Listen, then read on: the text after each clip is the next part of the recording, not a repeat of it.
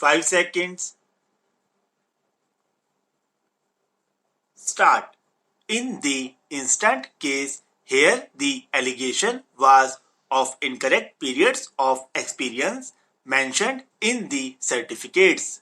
This was sought to be explained by the petitioner through the information given, which has also been alleged in the writ petition, but the fact remains that the verification was carried out by the Medical Council of India and not by the central government.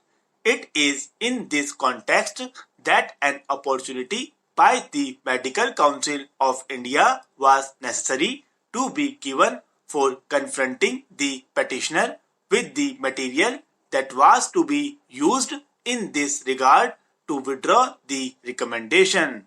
The authority to recommend, in our opinion, also inherently in a matter of alleged misrepresentation or fraud possesses the power to withdraw the same.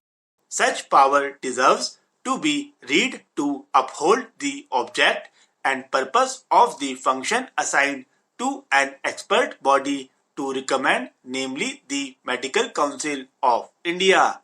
We cannot be oblivious of the general principles of administrative law in an allegation of fraud or misrepresentation so as to denude the expert body of its power to withdraw recommendations or treat it to have become functus officio, even if such fraud and misrepresentation has been detected. If after such opportunity a finding would have been arrived at, then in that event the endorsement on the declaration given by the petitioner Knowlege as extracted in paragraph 60 of the counter affidavit could have been pressed into service for withdrawal of recommendations. The endorsement ipso facto, without any opportunity to the petitioner by the Medical Council of India, would not operate adverse to the petitioner unless the said exercise is carried out. The petitioner no doubt had an obligation to make a correct declaration, but the petitioner should also have the opportunity to explain as to under what circumstances the certificates of the faculties had been tendered, believing it to be true. Collusion and fraud are not terms of ornament.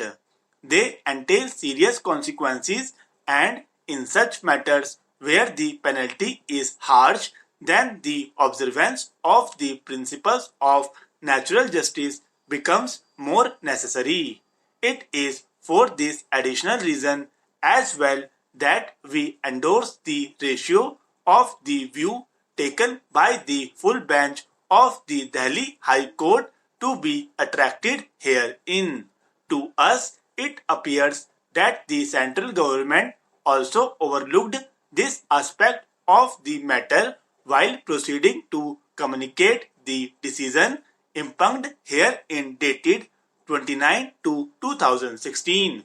Consequently, for all the reasons given herein above, we find that an opportunity ought to have been given to the petitioner by the Medical Council of India before proceeding to withdraw the recommendation. That having not been done, the recommendation has withdrawn in violation of principles of natural justice, and accordingly the said decision of the Medical Council of India date 31/1/2016 deserves to be set aside, since the very foundation of the withdrawal of permission of the central government rests on the withdrawal of the recommendation. Consequently, the order dated 29/2016 passed by the central government cannot be sustained. Both the orders are hereby quashed.